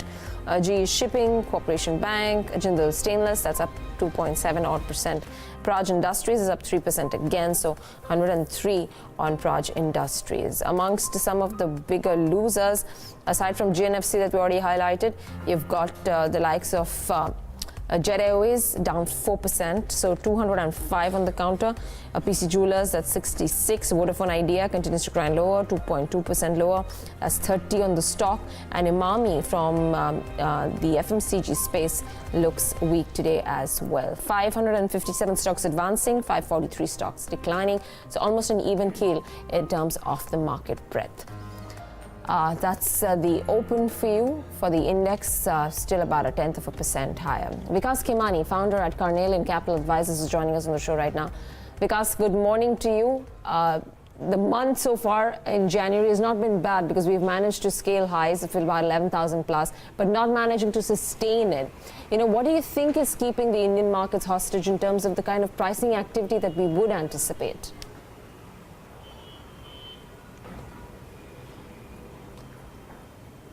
Hi, Devina. Sorry, can you repeat your question? It was echoing, so I'm so sorry. No, I just wanted to know, your setup for the Indian markets. Looks like we did scale a new high, but not managing to hold on to those levels. Global markets still picking up, but we're not managing to circum the overall market weakness, structural weakness, even in the broader market space. Yes, Devina, I think, right now, if you study the markets are at a frontline level holding on, but the internals of the markets are quite weak. Situation is very, very fragile in the sense that any sign of we've seen that any rumor coming or any news flow coming which can kind of potentially take any stock down, markets react very badly to that kind of news flow. So I think we are in a situation where the uncertainties are galore, both from domestic market as well as the international market. While they are on a way to settle down, they are slowly settling down, but still I think aftermath of IL&FS and so many events happening, I think it seems that markets risk appetite has not reverted yet, and it is though slowly issues are settling down, but still it is in that phase of pull and push. So even same way I think globally markets are, I think you keep hearing things while it has comforted that Fed will not increase rates and balance sheet winding up will be considered again, the global recessionary noise are being made again. So I think we are in that phase of pull and push. My belief is that as far as India is concerned, macros are slowly and steadily on mend and in right direction. We have had huge amount of reforms carried out in last 3-4 years. All those impacts have been kind of more or less behind. We have had some of the extra market excesses, which got earlier in form of NPA, some of the leverage organizations like IL&FS, all those things are, I think, also seems to be getting behind.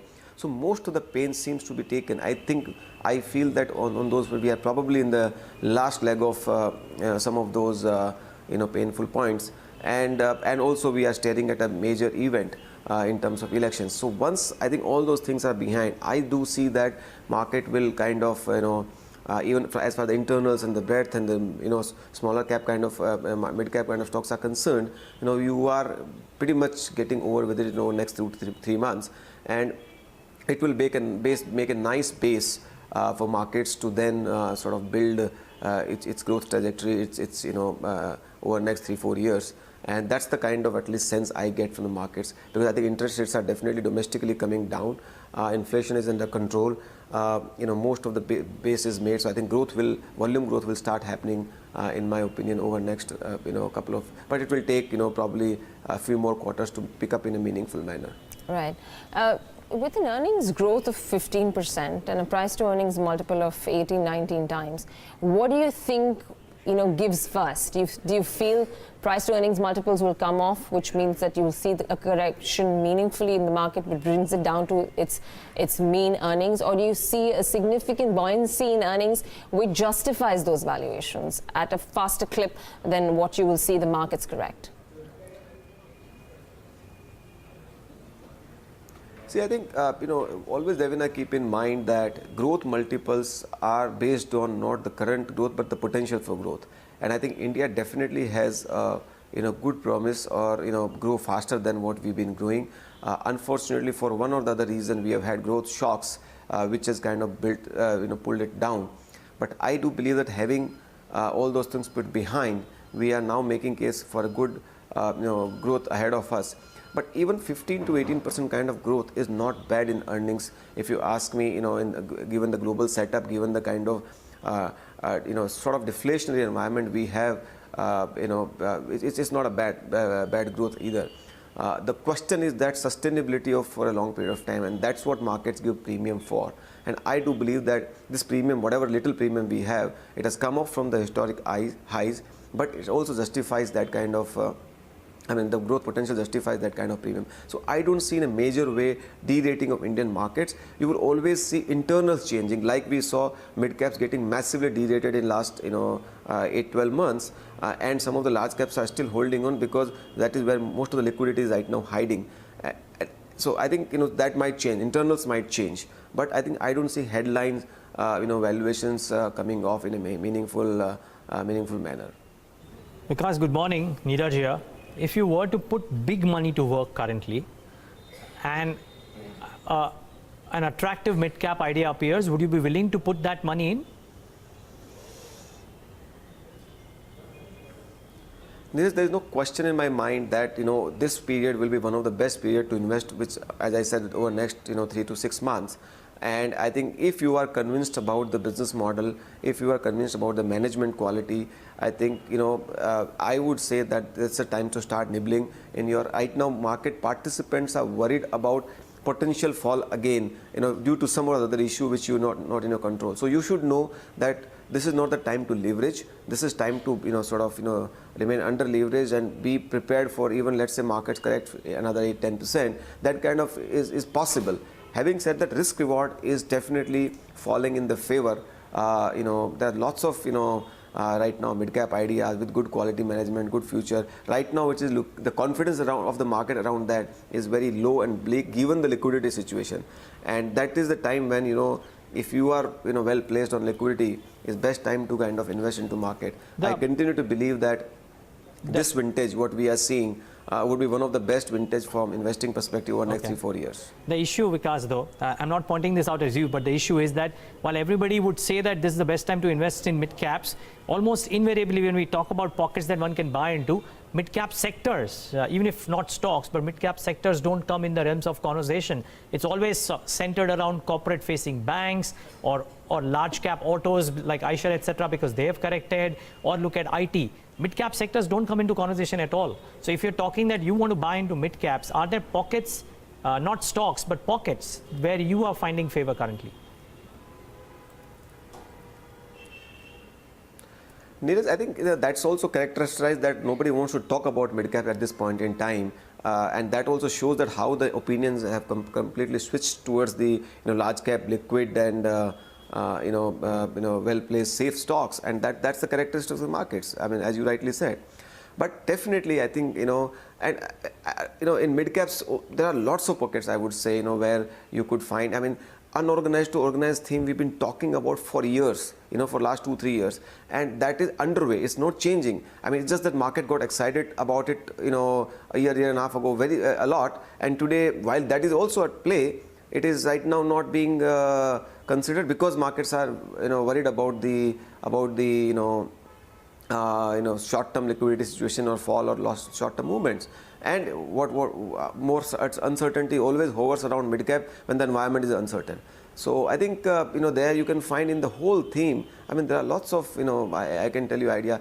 EPC companies. Just think about a year ago or a year and a half ago, markets were paying multiples of 15 to 20 times price to earning. And there was good growth. Same order book is there. In fact, order book is better. Execution has moved forward. Profits have moved forward. Time has moved forward. But the valuations are like 5 to 6 times price to earning. Now, what does that say? That markets have completely swung their opinion about a particular segment, given whatever it is. So you've seen that. So you will find many such pockets, whether it is into building materials space. I mean, look at all the tiles company, plywood companies. What were their valuations? What are they? Are we saying that their business models have collapsed? Are we saying that they will not sell any more goods? Are we saying that their balance sheets are fractured? I mean, all of them, and more or less everything is same. It's just the valuations have corrected, and that's the best time to kind of overlook some of those worries. And I'm not saying one has to be blind and just go by. I mean, you have to do your research.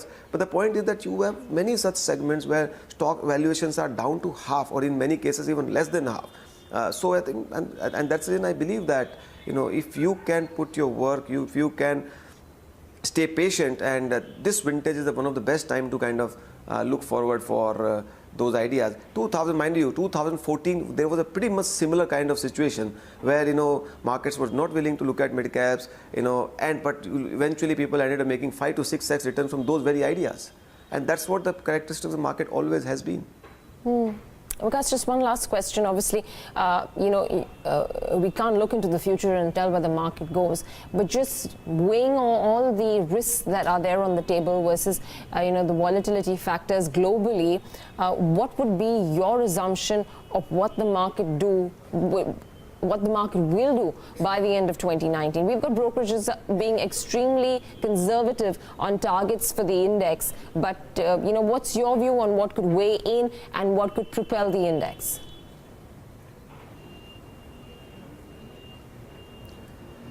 So I think, I feel, as I said, that this year is going to be again a slow and steady recovery year. It is not going to be, a one-way kind of market, because we have both good and bad, positive and negative, both globally as well as locally. But I think from a directional perspective, I think, it is looking reasonably, well placed, having seen most of the pain behind us. So I think we are probably in last leg of, pain which is around.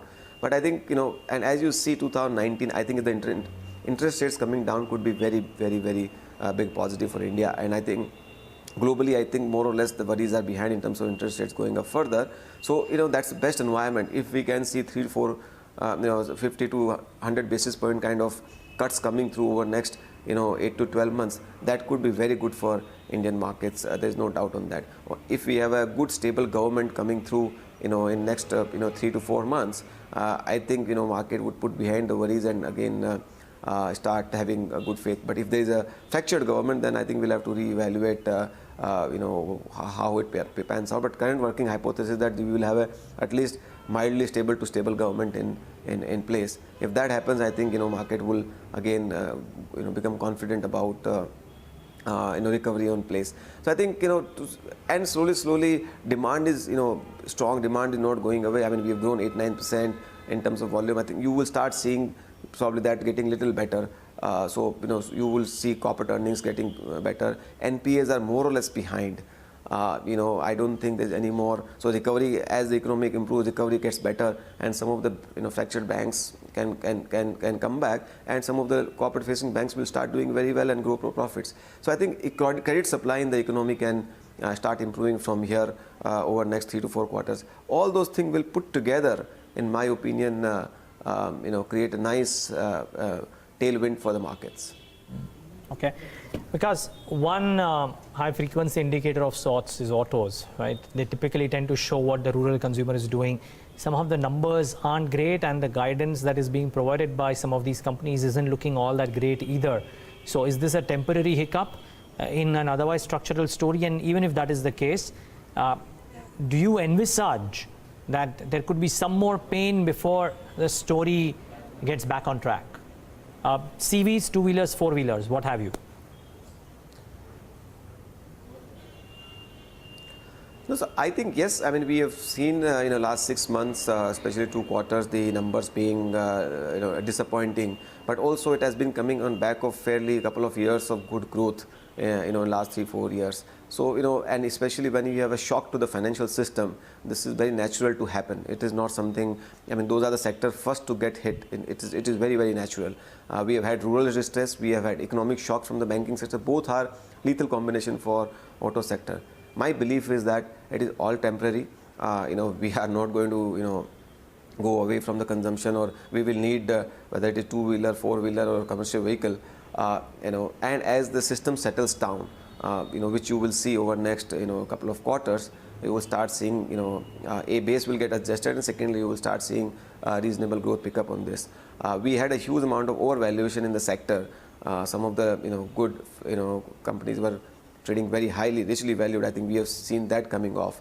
So those kind of corrections have definitely happened. When something is priced for perfection and the growth disappoints, you always see that happens. So I think to that extent, you might not get to the same kind of valuation again anytime in a hurry. But I mean, this is a part of the cycle. But I do believe that auto numbers would come back in a couple of quarters. Okay. Vikas, we'll leave it at that. Thank you so much for taking the time out and being with us today and giving us, a rather bullish view on India. Maybe not in the short term, but over the medium term for sure. Really appreciate your time. Thank you, dear. That's an important market voice. Vikas, Khemani of Carnelian Investment Advisors. Take a break. On that note, on the other side of the break, while the market's remaining flat, we decode December quarter numbers for a bunch of companies. Adhish, Patil of Aarti Drugs, Hiranand, Savlani of Astral Poly, and Narayanan of Sun Group.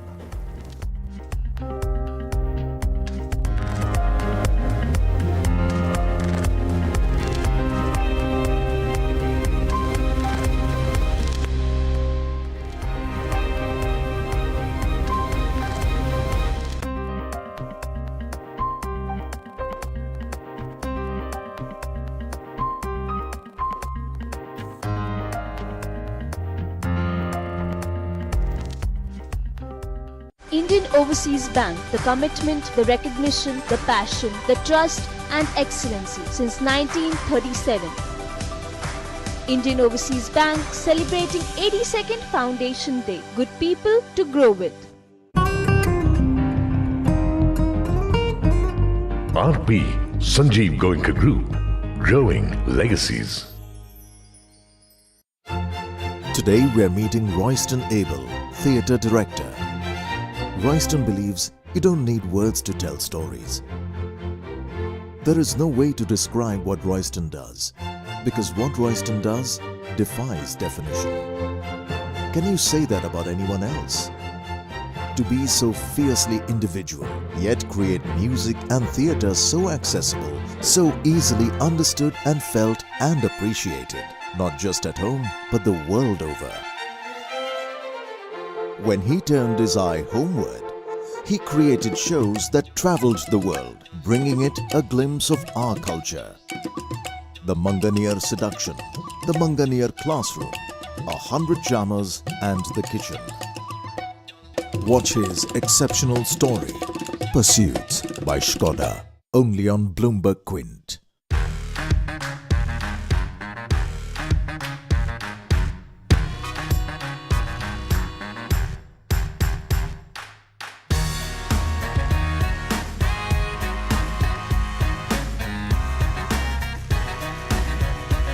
Anything and everything about your investments. We're just a touch away. Monday to Friday at 12:30 p.m. only on Bloomberg Quint.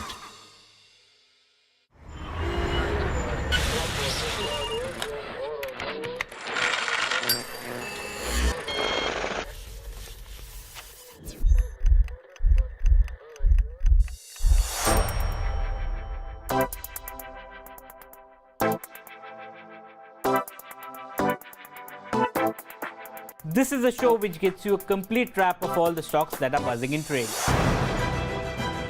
Everyone's a price taker, not a price maker out here. There are better opportunities in the marketplace. The return ratios will improve, margins will improve. What are you seeing? Valuations are extremely expensive. It would take 100 years of profits to really pay off the entire debt. Not all good businesses are good investments. Good return on equity could be expected. And I think that will sustain. Their numbers, etc., were pretty sluggish. How much longer they can sustain, I'm not too sure. It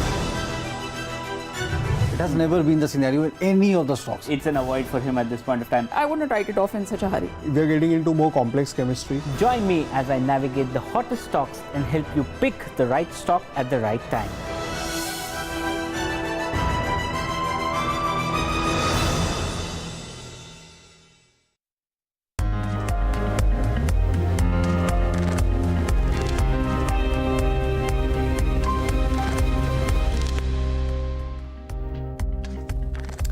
Back with Indian Open right here on Bloomberg Quint. It's a flattish start to the trading day today. All the key indices trading absolutely flat, especially for the Nifty Bank. Hardly any movement there, and the mid caps and the small caps are doing precious little too. Just about 0.25% or a third, or actually less than that too for the mid cap index. So not too much happening at in the markets for now. Let's wait and watch if that changes. Let's get corporates on the conversation. Aarti Drugs posted a 13% revenue growth in the December quarter, but margins and profits took a hit. The prime reason could be higher raw material costs, which went up nearly 35%. To help us understand the numbers in greater detail, joining us now on the show is Adhish Patil, the CFO of the company. Adhish, good having you. Thanks much for joining in. Neeraj here. What's the key reason why, despite having a 13% revenue growth, the other parameters haven't quite lived up? Yes. So first, let us talk about the revenue growth. Sure. So this time, in the API segment, the domestic sales percentage was around 63%, and the export was around 37%, which is slightly lower than the last year. And on the console basis, the formulations contributed to around 10.14% of the total revenues. What happened was, though there was a tremendous value growth of 13.33%, but then there was a negative growth in the volumes of around 2.5%, and that was mainly because in the last year, because of the first two GST quarters, inventory across all the entire pharma industry had gone down, which got replenished back in December. So the December quarter, which is usually a lean quarter for pharma industry, was very good in last year. So when we compare with that quarter, then the volumes are slightly lower in this quarter, which will pick up in the March quarter, because now the season will start. Even on the formulation side, we had a good bottom line last year due to a few export contracts also. The utilization in formulation was quite subdued in this particular December 18 quarter. However, we are seeing now good utilizations for the March quarter. So hopefully the March numbers for formulation will be good in terms of bottom line. And as you correctly said, the raw material prices, the gross contribution has reduced as compared to the last year.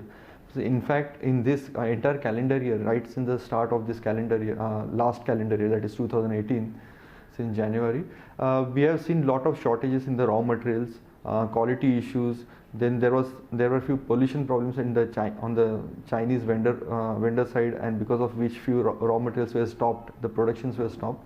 Because of which we have changed lot of route of synthesis processes for some of our key APIs, and it took time to implement those changes at the plant level. And those are all from the top 10 molecules, which is contributing to around 75% of the total revenues for the company. So it is quite significant for us. Since the month of November, we were able to achieve what means the target norms with the help of new processes. So now going forward, it should stabilize. And on the macroeconomic side, there were also few factors like when we entered December quarter, the crude prices were in 80s. Then in the month of October, it tapered down by 10 rupees, and further 15 rupees it went down in the month of November. As far as the exchange rate was concerned, in October, suddenly the exchange rate went up very high from September, and then it suddenly came down in November and December. Because of all these factors, there were few timing mismatches, and unfortunately we had little higher import payments in the month of October also. Okay. Because of which that also impacted our gross margins. So you would reckon that all of these factors will reverse in quarter 4?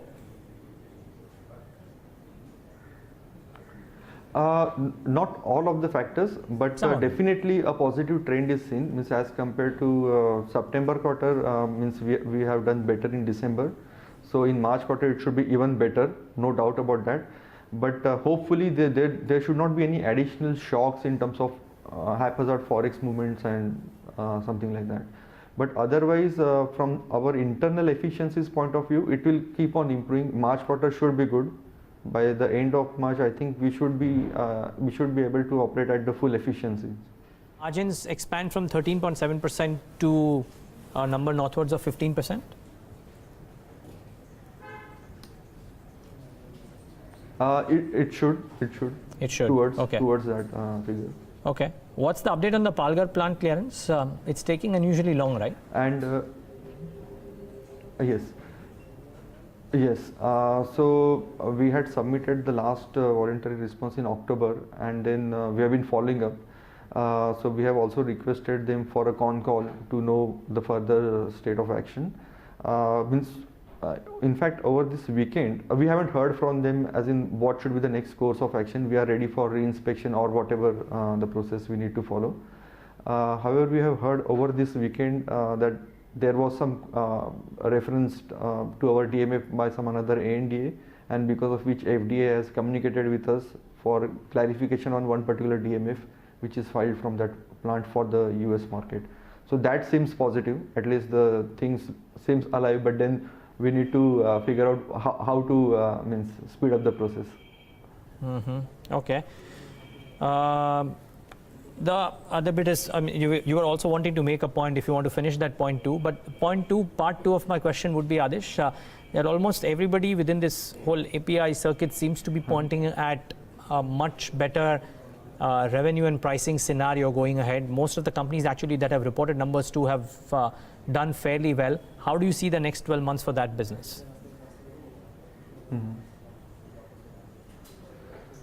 The thing is, it all depends on product to product. Means we have a huge product basket. So for our diclofenac derivatives, those APIs, so that particular segment had done really well in December quarter.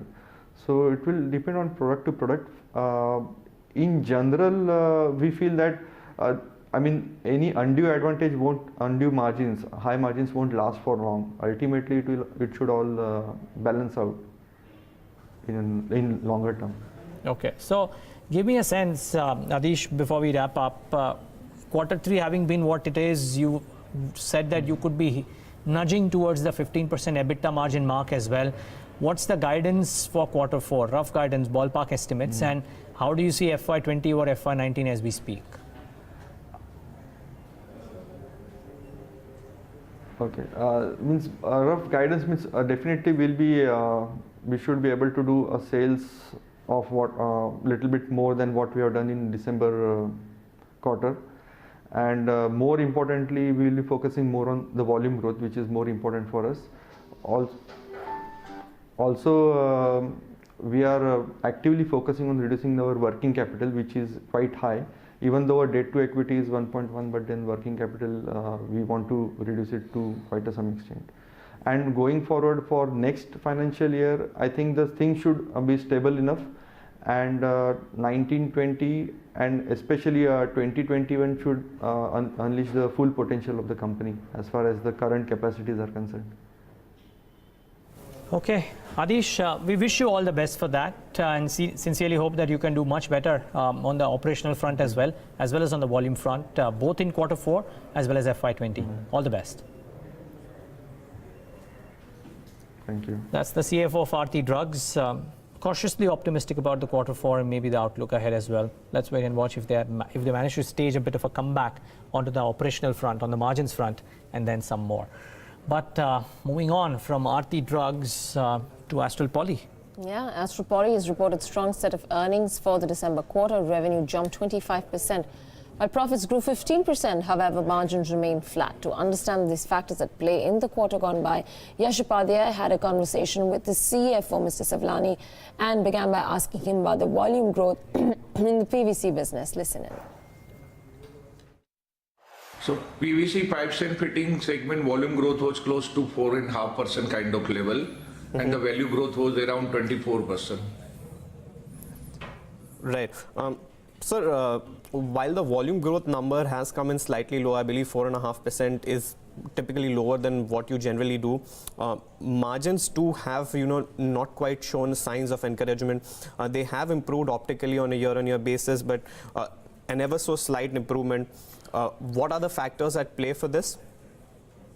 So basically, like last week communicated that this year we are more focusing on the balance sheet quality. So like receivable days, which used to be on an average 50 days for the company, which we are bringing down to below 30 days. So that is what the mandate we are working for that, because right now the condition of the market is not that great and the liquidity crunch is going on. So we have decided internally that we don't want to move aggressively in the market. So that's the reason we are focusing on the margin. If you see industry per se, no one is working on this kind of margin. So we are focusing on the margin this year mainly rather than focusing on the volume. And particularly within the pipe and fitting segment also, all the value added products we are focusing more. So products which are not giving us the good margin, we are not focusing on to that. That's why the volume is little bit down, but the value side we are still growing and the margin we are still improving from here on also.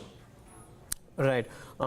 Sir, another key factor, in this good performance has to be the strong outperformance by the adhesives business, which has, posted another strong quarter, 24% top line growth in the third quarter on a year-on-year basis.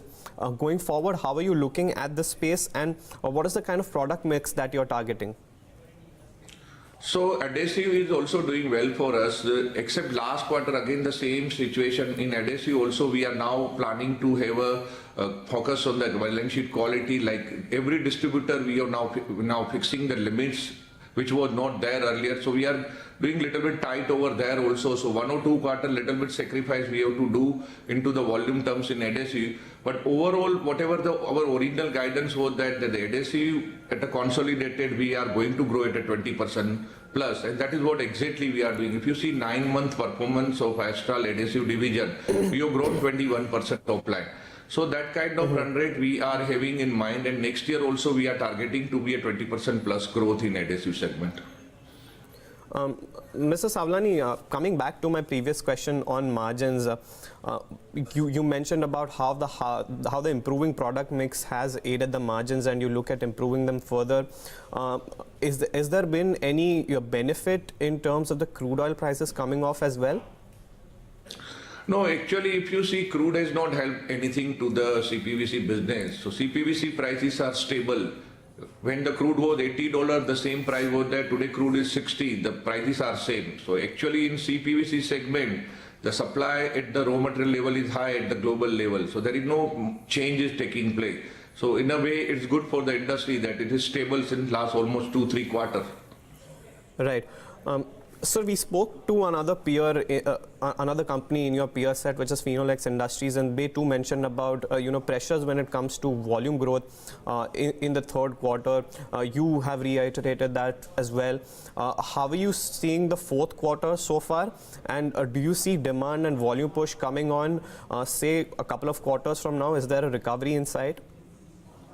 So it looks slight recovery. You can't say it is a big recovery is taking place, because the problem is not the demand side, but the liquidity is the big challenge in the market. So that is creating a problem. So we are of the view now from sequentially from here in slightly liquidity recovery will take place, and that is going to help the industry per se. And has that recovery taken place in the fourth quarter, which is the ongoing quarter? Yeah, slightly I am telling you it's recovering. So January was good. February starting is excellent. So we have to see, because it is difficult to say recovery on the basis of 1 month performance. So we have to wait and watch. Okay. So lastly, a word on your latest acquisition, Rex. How are you looking at scaling it up? It was yet another good quarter for Rex. About 44 crores, 48 crores is what you did with good EBITDA margins as well. How are you looking to scaling it up in the coming quarters? So like Rex, top line is they are doing excellent. They are growing at a 30% plus run rate. So they are doing extremely well for us. Only the challenge was that because when you are merging two companies, you have to adopt the set of procedure which Astral is following for Ind AS and all. So because of this compliance, their margins is little bit under pressure. But now we are of the confident that it is improving. Like Q2, it was 2% only. Now it has improved to 5.5%. In this quarter, we are expecting a double-digit margin minimum from the Rex. From next year onward, we will be coming back to the normalcy of margin of 13-14%. Okay. A couple of brokerage reports that I was going through mentions about the revival in the plastic piping business on account of the government push, as well as the replacement demand from the tier 2 and tier 3 cities. Any guidance that we could watch out for in terms of what could be the revenue and margins growth, say over the next 4 to 8 quarters? So we are working on a 15% kind of growth in the piping sector, 15% plus growth, and adhesive we are targeting 20% kind of growth. That is what we are working for. That let's see how the market is behaving and how the liquidity improvement is taking place. But our target is 15% minimum growth in piping and 20% in adhesive. And that would be achievable in FY19 as well, despite of this slowdown in demand because of the liquidity crunch? So far we are achieving. Let's see, keep finger crossed that in future things will improve, and post-election we are expecting sizable improvement will take place. So that will support us. All right, Sun TV is the other one that reported strong earnings growth in the third quarter, backed by healthy advertising and subscription revenue. And with the election drawing near, ad revenue is only expected to increase. The new TRAI-DTH rules does come in as a disruption, though. Joining us now from Chennai to talk about all of this in greater detail is the group's CFO, Mr. S. L. Narayanan. Mr. Narayanan, thanks very much for joining in. If you could quickly sum up how the quarter has been for you. I mean, it's a good, strong, steady quarter. Any highlights that you would like to point out? The highlight is our ad revenue came back. The previous quarter, unfortunately, we got impacted by the floods in Kerala. So much of the spending happens during the Onam festival. So in the run-up to Onam, the whole state was under a deluge, which was unfortunate. And also because of certain other very local reasons, our revenue had fallen to 3%. So in the most recent quarter, it is bounced back to 13%. And the other highlight being the very successful release of our blockbuster hit, Sarkar, which contributed to profits. Rest of the business is as usual. Yeah. Mr. Narayanan, do you want to come in and address the concerns with regards to, the drop in market share in your core market and what the plan is to make sure that you come back to your original mean? I need to set the context here. See, we've had extremely high market share for several years. It is almost unreal that, we were consistently scoring near 60% market share. And we're down to now 40%. I mean, we certainly don't like it, but it's not like, it's the end of the road. It continues to be an extremely high market share in a genre which is second only to Hindi language GEC. That said, we are also addressing some of these issues. We had some very successful shows that ran their course, and the newer shows that came in their place haven't achieved the traction that we had hoped for. So we are, making some course corrections. And I'm reasonably sure that we will claw back at least some part of the market share loss. So there's some very interesting shows which are in the pipeline. We're stepping up the pace of investments. And I'm very, very confident that in the coming quarters we will see a very handsome jump up in ratings. We've also seen some very good gains in both Telugu as well as Kannada. Kerala is one market where we are a distant second or third. But fortunately for us, that's the smallest of the four South Indian markets. Right. Mr. Narayan, 12% growth in ad revenues, 24% growth in domestic subscription revenues. Would that be maintainable by the end of the quarter? I think subscription revenues will continue to be buoyant at least for the next few quarters, for the simple reason that at least another 5 to 6 million homes are yet to be digitized in the state of Tamil Nadu. And I also believe that with the new TRAI order, we are going to get slight improvements in our effective yields. So together, we should be looking at fairly good numbers coming from the traditional side. But the bigger opportunity for us is the whole new medium called smartphones. So we've tied up content deals with 3 major private sector operators. And Sun Next, which is our OTT platform, is now available as an app within the mobile TV app of these 3 brands. And that has really helped us ramp up our penetration. We've crossed 1 million subscribers on Sun Next, and we are adding at the rate of 20 to 22,000 subscribers each day. So that number is going to become a very, very significant source in the foreseeable future. So between cable, DTH, and now smartphones and the internet, I think subscription revenues will be a very significant growth driver for at least another year and a half. So, Mr. Narayanan, you're saying for Sun Next, you already have 1 million subscribers and you're adding 22,000 per day. So, by the end of this year, what would the target, that's an achievable target for you in terms of subscriber additions? I really don't know which way it's going to be heading because, all these years we've been taught to look at market addressability in terms of number of homes. Now we suddenly have an opportunity where in each home, at least 4 or 5 people who are carrying smartphones. So theoretically, if every one of them, at least in the south of India, downloads the app and starts using it, I mean, I'm even frightened to say any number because I hate to give any forward-looking statements.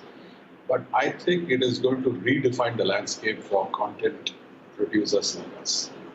And what would the investment blueprint be for content in Sun Next and Sun Bangla? See, the good thing about all these new mediums is we're essentially repurposing content which is already carried at zero cost.